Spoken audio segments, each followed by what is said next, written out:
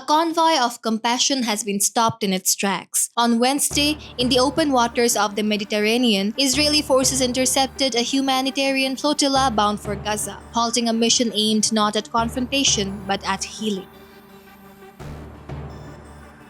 The Freedom Flotilla Coalition, an international alliance of activists, doctors, journalists, and human rights defenders, had set sail with a singular purpose: to deliver urgently needed medical supplies and nutritional aid to a region crippled by siege and war. Their cargo was hope, over 110,000 worth of aid reportedly destined for Gaza's crumbling hospitals and starving civilians. But hope, it seems, was not cleared for entry. According to the coalition, the vessels were boarded in international waters far from Israel's territorial jurisdiction, a move they condemned as a clear violation of maritime law and humanitarian principles. Israel, however, framed the interception as a legitimate enforcement of its naval blockade on Gaza, calling the flotilla a provocative attempt to undermine security. Yet serious questions linger. Can a ship carrying surgeons and reporters truly pose a threat, or has the very act of offering help, of showing human decency, become politicized beyond recognition?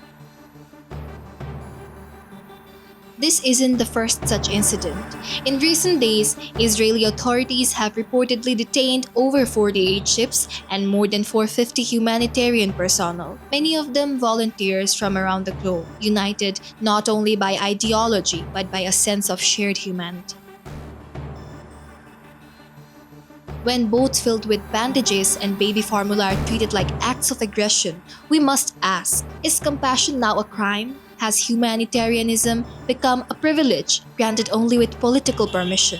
We live in a world where silence is safe, and speaking out or reaching out often comes at a cost. But if we let conscience be silenced at sea, what remains of our collective humanity?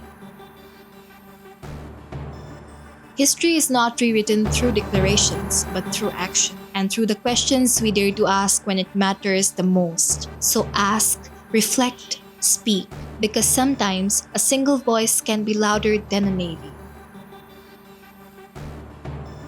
Niharika, Voice of Bengal.